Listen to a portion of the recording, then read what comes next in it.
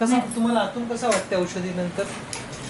चांगलं वाटतं, पोट वगैरे म्हणजे काही नाही वाटत त्याला. स्वभावामध्ये कॉन्फिडन्समध्ये काय फरक पडला औषधीनंतर? कॉन्फिडन्स वाढला ना, आता आपण असं नाही करत तसं नाही, म्हणजे वाईट विचार नाही येत, काहीच नाही. भीती- मनातून काढून टाकते. आधी काय व्हायचं? ते मनातच राहतं, आत्महत्याच करायचं, हे थोडं काही झालं की बघ आत्महत्यावरती येऊन जायचे. आणि खूप निगेटिव्ह विचार यायचे. निगेटिव्ह विचार तर सतत राहायचं, बसता उठता झोपेमध्ये बी.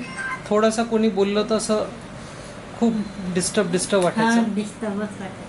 हो, आणि स्वप्न पण दिसायचे तुम्हाला? स्वप्न तर ते मेलेले माणसं दिसायचे जास्त. हो.